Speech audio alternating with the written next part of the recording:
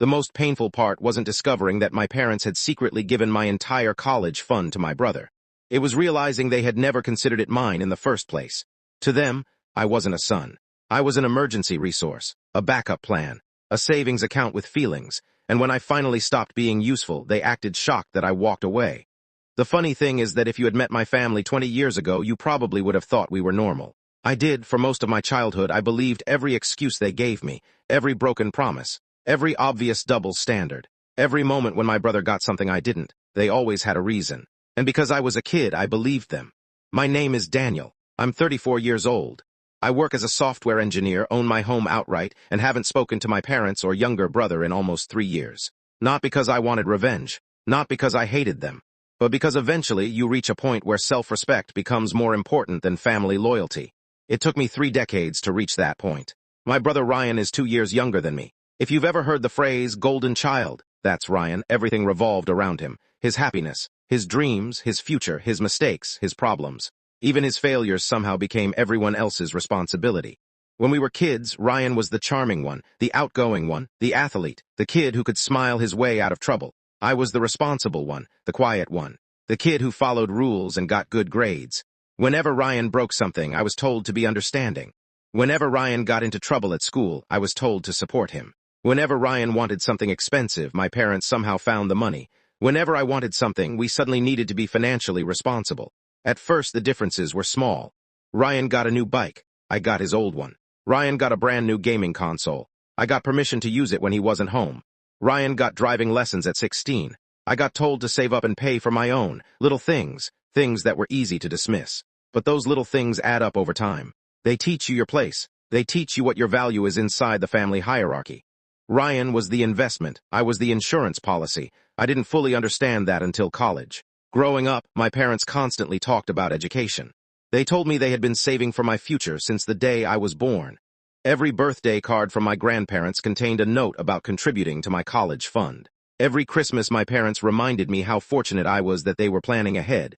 And because I trusted them, I focused on school. I worked hard. I earned scholarships. I spent weekends studying while Ryan spent weekends partying with friends. Teachers praised me. Guidance counselors encouraged me. Everyone talked about the opportunities waiting for me. I remember getting accepted into one of my dream universities. The day the acceptance letter arrived was one of the happiest moments of my life. I ran into the kitchen holding the envelope. My hands were shaking. I thought my parents would be proud. Instead, they exchanged a look, a strange look, one I didn't understand at the time. My mother's smile disappeared first. My father's excitement lasted maybe 2 seconds. Then he asked the question that changed everything. "Do you have any cheaper options?" At first, I thought he was joking. I laughed. Nobody else did. That's when I learned that the college fund I'd been hearing about my entire life wasn't waiting for me. In fact, most of it was already gone. And the reason why would destroy the way I viewed my family forever. For a few seconds after my father asked whether I had any cheaper options, I genuinely thought there had been some misunderstanding. There had to be. My entire life they had talked about my college fund as if it were a certainty. Not a possibility. Not a maybe. A certainty. The way they spoke about it, I imagined there was an account somewhere with my name attached to it, slowly growing over the years while I studied and prepared for my future.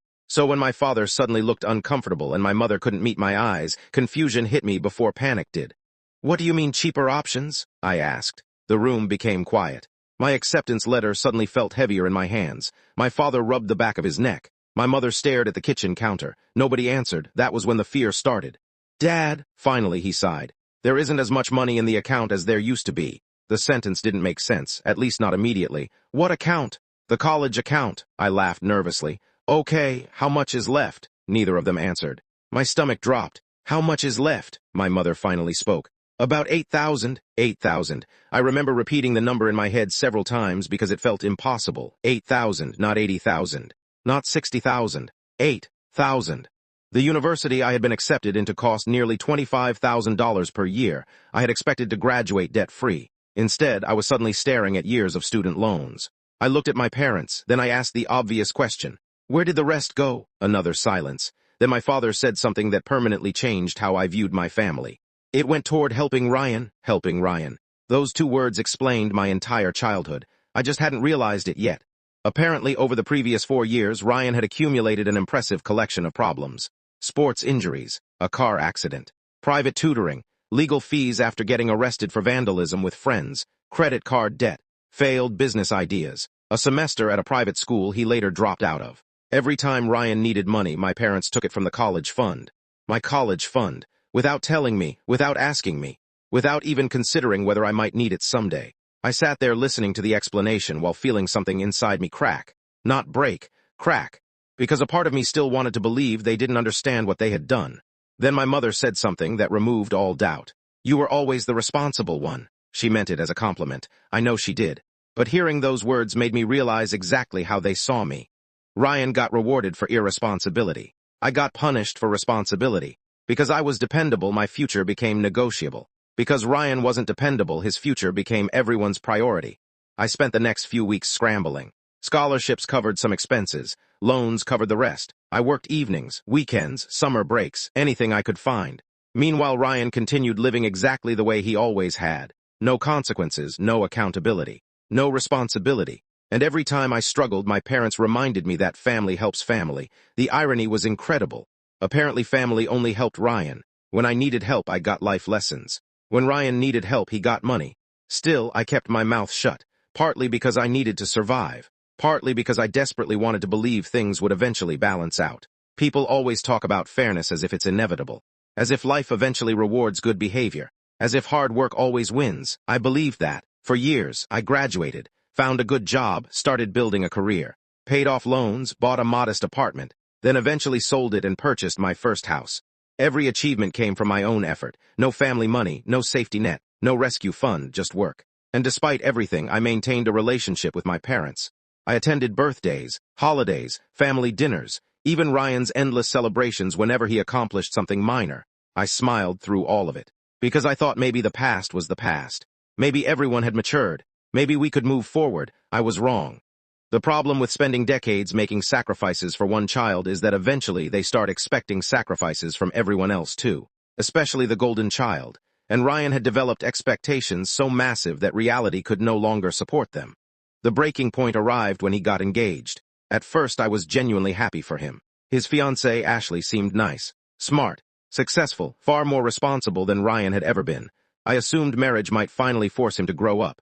Instead, it exposed exactly how little he had changed. Because 6 months after the engagement, my parents invited me over for what they called an important family discussion. The moment I walked into their dining room, I knew something was wrong. Ryan was smiling. My parents looked nervous. Ashley looked embarrassed. There was a folder sitting in the middle of the table. And suddenly, I had the exact same feeling I experienced years earlier when I received that college acceptance letter. The feeling that everyone else knew something I didn't. I sat down. My father cleared his throat. Ryan grinned. Then he said 7 words that would ultimately destroy our family forever. "We need your help paying for the wedding." And that's when I discovered they weren't finished spending my future yet. For a moment, I genuinely thought Ryan was joking. Not because the request itself was surprising, but because of the amount of confidence behind it. The kind of confidence people only have when they've already convinced themselves they're entitled to something. I looked around the table. Nobody was laughing. Nobody looked uncomfortable enough to stop this conversation. In fact, my parents looked strangely hopeful, as if they expected me to immediately agree. As if the answer had already been decided before I arrived. I leaned back in my chair. "How much help?" Ryan exchanged a quick glance with my father. Then he slid the folder toward me. The moment I opened it, I almost laughed. Not because it was funny, because it was insane. The wedding budget was nearly $80,000. $80,000 for one day. One single day. I spent years working extra shifts to pay off student loans that existed because my college fund had disappeared. Meanwhile, Ryan was planning a wedding that cost more than some people's annual salaries. I flipped through the pages.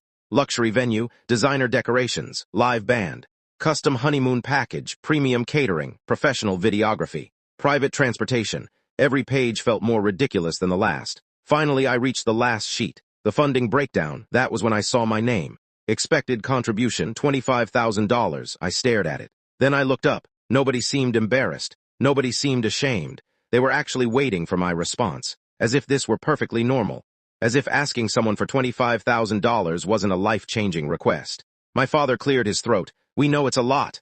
"Then why are you asking? We wouldn't ask if it weren't important." I closed the folder.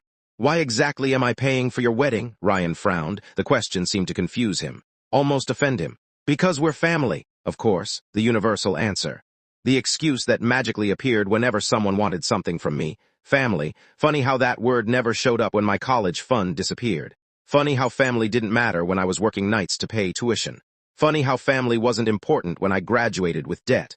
But suddenly family was very important again. Because Ryan wanted money. I looked at Ashley. She seemed uncomfortable, very uncomfortable, which immediately made me suspicious. How much of this was your idea? Ryan answered before she could. It was a family discussion.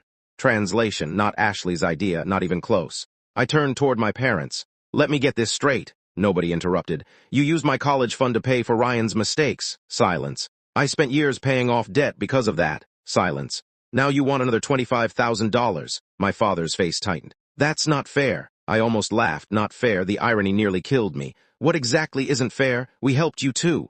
The room became quiet. Even Ryan looked uncertain. Because everyone at that table knew that wasn't true. I paid my own loans, built my own career, bought my own house. Everything I had came from my own effort. The only financial contribution my parents had made toward my adult life was removing the college fund they'd promised me. Even Ashley looked uncomfortable hearing my father say it. Then Ryan made the mistake that changed everything. You can afford it. Just 4 words, but those 4 words revealed the truth. This wasn't about help. This wasn't about necessity. This wasn't about family. This was about entitlement. Ryan believed my success belonged to him. The same way my college fund had belonged to him. The same way every sacrifice had belonged to him. Because for his entire life, everyone had taught him that other people's resources existed for his benefit. I looked directly at him. Whether I can afford it isn't the point. Then what's the point? The point is that it's my money. His expression immediately hardened. I could practically see the shift happening. The moment he realized he might not get what he wanted. The charming golden child disappeared. The real Ryan appeared. The one I'd seen my entire life whenever someone told him no. My mother jumped in quickly. Sweetheart, this wedding means so much to him. I turned toward her. And college meant a lot to me. She looked away. That told me everything, because deep down she knew, they all knew. None of them had ever made things right. They'd simply hoped enough time had passed that I would stop caring. My father leaned forward. Are you really going to bring up something that happened 15 years ago? That sentence hit harder than he intended. Because it revealed the actual problem. They thought time erased debt. Not financial debt, moral debt. The debt created when you betray someone who trusts you. The debt created when you sacrifice one child for another. The debt created when you repeatedly choose favorites and then pretend nobody notices. No, I said quietly. I'm bringing it up because apparently you're still doing it. The room went silent. Ryan's face turned red. My mother looked horrified. Ashley looked like she wanted to disappear under the table. Then Ryan slammed his hand down. Unbelievable. I stared at him. No, what's unbelievable is that you think you're entitled to my money. His chair scraped against the floor. You've always been jealous of me. The accusation was so ridiculous that I actually laughed. And that made him even angrier. Because people like Ryan can handle disagreement. What they can't handle is being laughed at. For the next 20 minutes, the conversation completely collapsed. Ryan accused me of being selfish. My parents accused me of holding grudges. My father lectured me about forgiveness. My mother cried. Meanwhile, Ashley sat there looking increasingly horrified as she slowly realized what kind of family she was marrying into. Eventually, I stood up. The discussion was over. At least for me. But before I left, I said something I had been holding in for years. Something none of them wanted to hear. Something that would ultimately destroy the fantasy they'd spent decades building. I looked directly at my parents. Then I said, the reason Ryan keeps becoming everyone else's problem is because you spent his entire life protecting him from consequences. Nobody spoke. You taught him that somebody else would always pay the bill. Ryan exploded. But I was already walking toward the door. And for the first time in my life, I wasn't leaving feeling guilty. I was leaving feeling free. What I didn't know yet was that my refusal had just triggered a chain reaction that would completely destroy the image my parents had spent 30 years protecting. And when everything finally collapsed, the fallout would cost them far more than $25,000. The first attack came 3 days later. My mother called crying, not unusual. She had perfected the art of emotional pressure long before I was old enough to recognize it. But this time felt different. This time there was panic underneath the tears. Ryan is devastated, I sighed. I'm sure he'll survive. Daniel, no, the word came out sharper than intended. For a moment neither of us spoke. Then she said something that made my stomach turn. People are starting to ask questions. There it was. Not concern about Ryan, not concern about our relationship, concern about appearances. I almost laughed. Questions about what? About why you're refusing to help. Of course, the narrative had already started. I knew exactly how this worked. Ryan would tell a carefully edited version of events. My parents would support it. Relatives would hear only one side. Then eventually someone would contact me demanding an explanation. The family cycle. The family tradition. Sure enough, less than 24 hours later, my aunt called, then a cousin, then another cousin, then 2 family friends. The stories were fascinating. According to Ryan, I was wealthy. According to Ryan, I had promised to help. According to Ryan, I suddenly changed my mind because I was jealous of his happiness. The level of fiction was impressive. Apparently, I was now the villain, the bitter older brother, the selfish success story, the man who wanted to ruin a wedding out of spite. And for a brief moment, I considered defending myself. Then I remembered something. The people who genuinely cared about me would ask for my side. The people who didn't weren't worth convincing. So I stayed quiet. That decision drove Ryan insane because bullies expect resistance. Resistance creates conflict. Conflict creates drama. Drama creates opportunities to play the victim. Silence gives them nothing. Over the next several weeks, Ryan escalated. Social media posts, passive-aggressive comments, family gatherings where I mysteriously wasn't invited. Stories designed to make him look generous and me look cruel. It would have been almost funny if it weren't so pathetic. Then something unexpected happened. Ashley started calling me. At first I ignored her. Then she left a voicemail. Then another, then a third. Finally curiosity won. I answered. She sounded exhausted. "Can we talk?" The conversation lasted almost 3 hours, and by the end of it I realized something important. Ashley hadn't known about the college fund. She hadn't known about the wedding demand. She hadn't known about most of Ryan's financial history. Because Ryan had lied to her too, for years. Apparently he had presented himself as a self-made success story. A hardworking entrepreneur. A man who occasionally received support from family.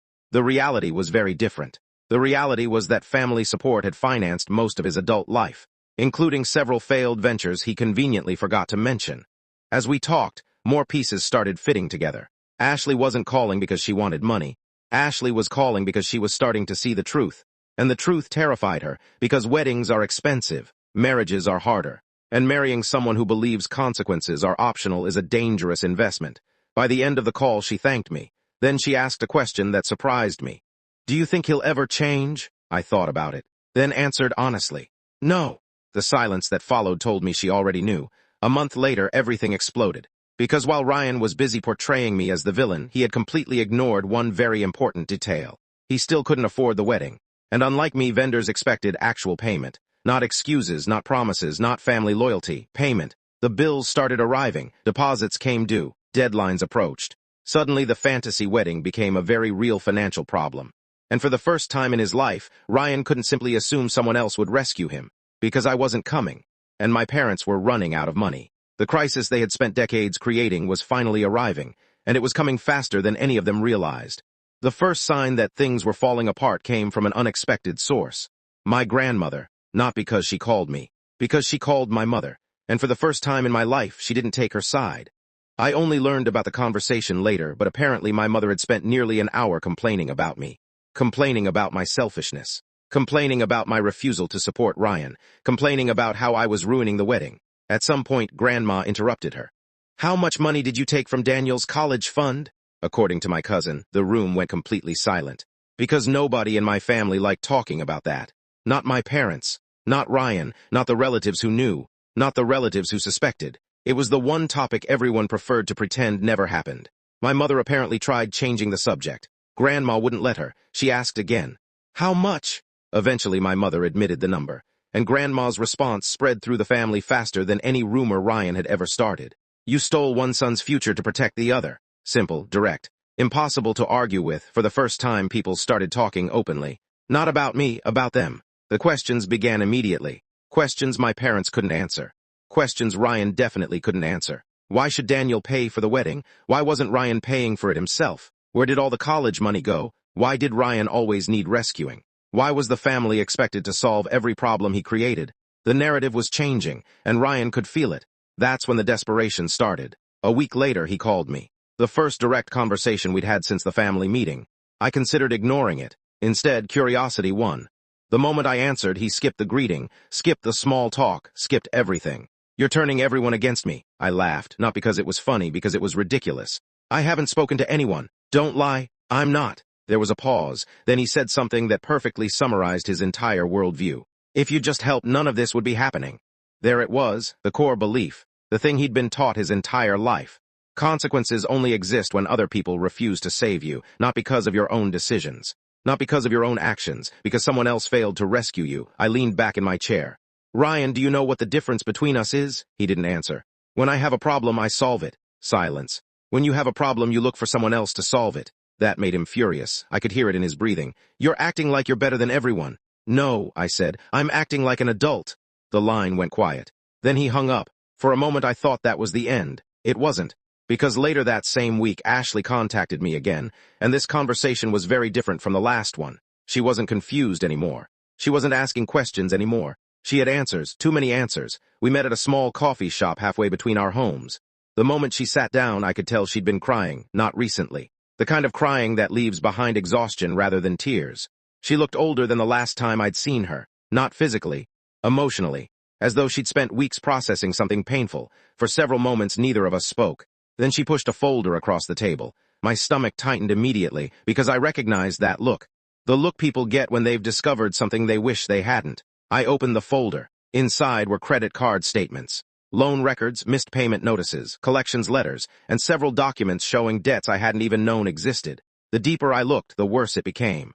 Ryan wasn't merely struggling financially. He was drowning. The man planning an $80,000 wedding was already buried under obligations he couldn't afford. And somehow he thought marriage would solve that. Or maybe he thought someone else would. Like always. Ashley watched me flip through the pages, then quietly said, "He never told me." I nodded, because that wasn't surprising. "What did he tell you?" She laughed bitterly. The kind of laugh people make when they're embarrassed by how thoroughly they've been deceived. "He said most of his debts were temporary." I kept reading. "They aren't." "I know. He said his business was doing well." "It isn't." "I know. He said your parents only helped occasionally." That one almost made me smile. Ashley shook her head. "I know." The silence stretched between us. Finally, she looked up and asked the question that told me exactly where her mind was. "Did your parents really use your college fund?" I met her eyes, then answered honestly. "Most of it." She closed her eyes, not because she was surprised, because hearing confirmation made everything real. For nearly a minute, neither of us spoke. Then she whispered, "I don't think I can marry him." The words hung in the air, heavy, final, and somehow completely inevitable. Because deep down, I think she had already made the decision. She just needed to hear herself say it. I didn't celebrate. I didn't encourage her. I didn't tell her what to do. I simply listened. Because this wasn't about Ryan anymore. It was about her future. The same way my college fund had once been about mine. Eventually, she stood up, gathered her things, and before leaving, she said something I'll never forget. "The scary part isn't the debt." I looked up. "It's that nobody in that family thinks any of this is his fault." Then she walked away. And for the first time, I had the distinct feeling that the wedding wasn't going to happen at all. The real question wasn't whether Ryan would lose the wedding. The real question was how he'd react when he did. And knowing Ryan, the answer was going to be ugly. I found out the engagement was officially over 3 days later. Not because Ashley called me. Not because Ryan told me. Because my mother called screaming. Not crying, not upset, screaming. The moment I answered, she launched into a rant so fast I could barely understand half of it. "Are you happy now?" I pulled the phone away from my ear. "What are you talking about? You know exactly what I'm talking about." Actually, I didn't, at least not yet. Then she said the words I had been expecting ever since my conversation with Ashley. She left him. There it was. The wedding was dead. The engagement was over. And apparently somehow this was my fault. I leaned back on my couch. "Mom, I didn't make Ashley do anything. You poisoned her against him." "No, she never had doubts until you got involved." That wasn't true, and we both knew it. Ashley had doubts because Ryan lied. Ashley had doubts because he hid debt. Ashley had doubts because he expected other people to fund a lifestyle he couldn't afford. But admitting that would require accountability. And accountability had always been forbidden in my family, particularly when Ryan was involved. For nearly 15 minutes, my mother continued blaming me. Eventually, I interrupted. "Did Ryan tell her about the debts?" Silence. "Did he tell her about the credit cards?" More silence. "Did he tell her about the loans?" Nothing. The silence answered every question, because deep down my mother knew exactly why Ashley left. She just didn't want to admit it. Finally, she said something that made me realize how desperate the situation had become. "Families are supposed to protect each other." I almost laughed. The irony was unbelievable. Protect each other. The same family that protected my college fund right into Ryan's bank account. The same family that watched me struggle with student debt while funding his mistakes. The same family that spent years choosing one child over the other. Now they suddenly wanted to talk about protection. I ended the call shortly afterward. There was nothing left to say. But the real disaster didn't begin until Ryan realized Ashley wasn't coming back. At first, he treated it like a temporary argument, a misunderstanding, something he could fix. He sent flowers, messages, emails, voicemails, then more flowers, then more messages, then more emails. Every attempt made things worse. Ashley stopped responding entirely, and when she stopped responding, Ryan started unraveling. Over the following weeks, he became obsessed, not with understanding why she left, with finding someone to blame. That someone was me. According to relatives, I became the center of nearly every conversation. If Ryan got angry, it was my fault. If Ashley ignored him, it was my fault. If wedding vendors demanded payment, somehow that was my fault too. The level of delusion would have been impressive if it weren't so exhausting. Then came the family barbecue, the event that finally shattered whatever remained of Ryan's image. I almost didn't attend. In hindsight, I wish I hadn't. The moment I arrived, I could feel tension in the air. People were whispering, watching, waiting. Word had spread about the engagement. Word had spread about the debts. And most importantly, word had spread about the college fund. For the first time in our lives, Ryan wasn't receiving automatic sympathy. People were asking uncomfortable questions. Questions he couldn't answer. About an hour into the gathering, Ryan arrived. The second he saw me, I knew there would be trouble. He looked terrible, exhausted, angry, desperate. The confident golden child I grew up with was gone. This version looked cornered, and cornered people are dangerous. At first he ignored me, then he started drinking. 1 beer became 2, 2 became 4, 4 became enough to remove whatever self-control he had left. Eventually he walked straight across the backyard, straight toward me. Conversation stopped. People noticed immediately, because everyone knew something was about to happen. Ryan stopped a few feet away. His face was red. His hands were shaking. Then he pointed directly at me. "This is all your fault." The backyard went silent. Nobody moved. Nobody spoke. I simply looked at him. "What exactly is my fault?" "Everything." He practically spat the word. "My wedding." Silence. "My relationship." Silence. "My life." That one almost made me laugh, not because it was funny, because it was absurd. 32 years old, and still convinced every problem originated somewhere outside himself. I slowly stood up, not aggressively. Not emotionally, calmly. "Ryan, what? When was the last time you took responsibility for anything?" The question hit harder than I expected, because he didn't answer, he couldn't, and everyone standing around knew it. For a brief moment nobody spoke. Then our aunt, the same aunt who once defended him constantly, shook her head, and quietly said, "Daniel isn't the reason Ashley left." The words landed like a grenade. Because they weren't coming from me. They weren't coming from some outsider. They were coming from family, real family. People who had finally stopped pretending, and in that moment I saw something I'd never seen before. Fear, not in my parents, not in the relatives, in Ryan, because for the first time in his life the people around him weren't buying the excuses anymore. The protection was gone. The safety net was disappearing, and deep down he knew it. The worst part for him. Things were only getting started, because losing Ashley was painful. What came next would cost him far more than a wedding ever could. If you'd asked me 10 years earlier what justice looked like, I probably would have given you a different answer. Back then, I thought justice meant getting even. Making people suffer the way they made you suffer. Watching them experience the same pain they caused. But by the time Ryan's world started collapsing, I had learned something important. Real karma doesn't need your help. In fact, the most devastating consequences are usually self-inflicted. And Ryan was about to prove that better than anyone. The family barbecue changed everything, not because of the argument. Because of what happened afterward. For years, my parents had been able to control the narrative. Whenever Ryan failed, they spun it into bad luck. Whenever he made a mistake, they blamed circumstances. Whenever he hurt someone, they found excuses. But after the engagement ended, the stories stopped working. People had too much information, too many examples, too many years of watching the same cycle repeat itself. And once people stopped believing the excuses, the truth became impossible to ignore. About 2 weeks after the barbecue, I received a call from Melissa. The moment I answered, she sounded shocked. "You're never going to believe what happened." Considering the last few months, that was a bold statement. "What happened?" She laughed, not a happy laugh. The kind people use when they're witnessing a disaster from a safe distance. "Ryan got fired." For a second, I thought I misheard her. "Fired? Completely fired." Now, losing his job wasn't surprising. The timing was, because according to my parents, Ryan had been thriving professionally. Every family gathering included updates about promotions. Big opportunities, important projects, career growth, the usual mythology. Apparently the reality was very different. Over the previous year, his performance had steadily declined. Missed deadlines, poor attendance, arguments with coworkers, missed meetings, excuses, lots and lots of excuses. The breakup only accelerated the process. Eventually, his employer reached a limit. And unlike my parents, employers don't love you unconditionally. Results matter, responsibility matters, accountability matters. Ryan had spent most of his life avoiding all three. The company finally let him go. The consequences were immediate. Without a paycheck, his debts became impossible to manage. Credit card payments stopped. Loan payments stopped. Collection calls multiplied. Every financial problem he'd been juggling suddenly crashed into every other financial problem. The entire situation became a chain reaction, and the most incredible part? He still refused to accept responsibility. According to relatives, he blamed his manager, his coworkers, the economy, his ex-fiancée, me, literally everyone except himself. A month later, things became even worse, because debt collectors don't care about your feelings. They don't care about your childhood. They don't care about family dynamics. They care about money. Money Ryan didn't have. The calls started arriving at my parents' house, then letters, then legal notices. Every week seemed to bring a new problem, and every new problem required money. Money my parents no longer had. One evening my father called. I almost didn't answer. Curiosity got the better of me. The conversation was unlike any we'd ever had.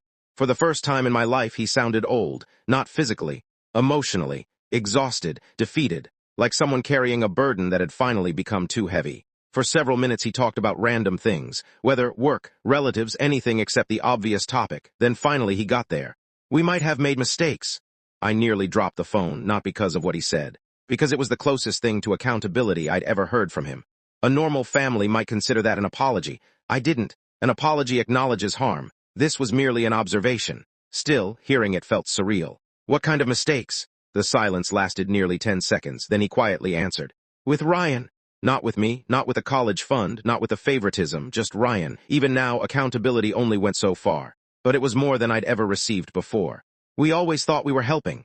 There it was, the tragic truth. I actually believed him, not because he was innocent, because he genuinely thought rescuing Ryan was helping.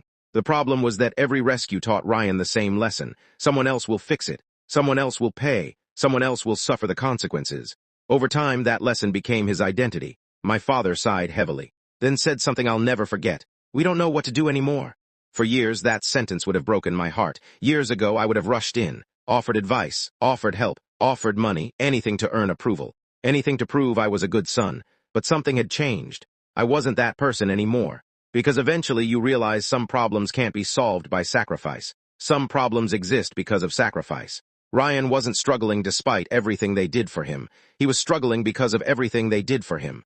And deep down, I think my father finally understood that. Not completely, not enough, but more than before. When the conversation ended, I sat quietly for a long time, thinking about everything that had happened. The college fund, the wedding, the lies, the manipulation, the years of favoritism, and for the first time I didn't feel angry. I felt free. Because karma had finally arrived. Not in the dramatic way people imagine, not through revenge, not through punishment, through reality. The one thing my parents had spent decades protecting Ryan from. And now reality was collecting every debt they had postponed. The truly devastating part? The biggest consequence was still coming. Because within a few months, my parents would be forced to make a decision they'd avoided for more than 30 years. And that decision would permanently destroy what remained of their family. The phone call came on a Tuesday afternoon. I remember because I was in the middle of a meeting when my mother's name appeared on my screen. For a moment, I considered ignoring it. That had become my default response whenever family drama threatened to enter my life again. But something made me answer. Maybe curiosity, maybe habit, maybe the small part of me that still hoped for something I'd spent 30 years chasing. An apology. The moment I heard her voice, I knew something was different. She wasn't angry. She wasn't manipulative. She wasn't crying. She sounded tired. The kind of tired that settles into your bones after years of fighting battles you can no longer win. Can we talk? I agreed. 2 days later, we met at a small restaurant halfway between our homes. The atmosphere was awkward from the beginning, not hostile, just unfamiliar. Because for the first time in my life, neither of us was pretending. For several minutes, we talked about nothing important. Food, weather, work. The safe topics people use when they're avoiding the dangerous ones. Eventually, my mother set down her coffee, looked directly at me, and said, "You were right." 3 words, that's all, but hearing them felt surreal. I didn't respond immediately, partly because I wasn't sure I'd heard correctly. Partly because I'd imagined this moment so many times that reality felt strange. She stared down at the table. We spent so many years protecting Ryan that we never realized what we were doing to him. I stayed silent. She continued, "We thought we were helping." The same words my father had used months earlier. Only this time there was something different, regret, real regret, not enough to erase the past, not enough to repair everything, but enough to make me listen. Then she told me something that shocked me. My parents had finally cut Ryan off, completely. No more money, no more bailouts, no more debt payments, no more rescues, nothing. Apparently the decision happened after another financial disaster. Ryan had secretly opened new lines of credit, borrowed money from relatives, made promises he couldn't keep. Again. When everything came crashing down, he expected my parents to save him. Again. Only this time they couldn't, and for the first time in his life they refused. The fallout was explosive. According to my mother, Ryan screamed, accused, blamed, threatened everything except taking responsibility. Then he moved out, not because he had somewhere to go, because he believed someone else would eventually save him. The way someone always had before. The way someone always would. At least in his mind. My mother looked years older as she described it. Then she quietly said, "I don't think he knows how to live without being rescued." That sentence stayed with me, because it was true, painfully true. Ryan wasn't born entitled. He was trained, year after year, excuse after excuse, rescue after rescue, until dependency became part of his personality. The conversation lasted nearly 2 hours. Near the end, my mother finally brought up the subject neither of us had mentioned, the college fund. For a moment, neither of us spoke. Then she whispered, "I'm sorry." Just 2 words, simple, late, incomplete, but genuine. And strangely enough, that was enough. Not enough to erase what happened, not enough to rebuild our relationship, but enough to let go of something I had carried for years. Because the truth was, I no longer needed the apology. I had needed it when I was 18, when I was 22, when I was drowning in student loans, when I was working double shifts. But now my life was already built. The apology wasn't a lifeline anymore, it was simply closure. When we eventually stood to leave, my mother looked at me, then asked a question I think she'd wanted to ask for years. "Do you hate us?" The younger version of me probably would have said yes. The angry version, the hurt version. The version still trying to prove something. But that wasn't who I was anymore, so I answered honestly. "No." Tears filled her eyes. "Then why did you walk away?" I smiled sadly, because the answer was simple. "I didn't walk away because I hated you." She waited. "I walked away because I finally loved myself enough to stop accepting less than I deserved." For several seconds she couldn't speak. Then she nodded. Because deep down she understood. For the first time she really understood. Today, nearly 3 years later, my life is peaceful. I have a successful business, a beautiful home, a wife who treats me like a partner instead of a resource, friends who value me for who I am rather than what I can provide. And most importantly, I have something I spent decades searching for: peace. As for Ryan, last I heard he was still struggling, still searching for someone to save him, still convinced the world owes him another chance. Maybe someday he'll change. Maybe he won't. That's his story now, not mine. The most satisfying part of all this wasn't watching my family fall apart. It wasn't seeing Ryan lose the wedding. It wasn't watching the lies collapse. The most satisfying part was realizing that the future they tried to take from me became the future they could never touch. They spent years treating me like a backup plan, an emergency fund, a sacrifice. And in the end, the son they overlooked became the only one who didn't need saving. Because sometimes the best revenge isn't revenge at all. Sometimes it's building a life so good that the people who underestimated you become nothing more than a chapter in your story. And that's exactly what I did.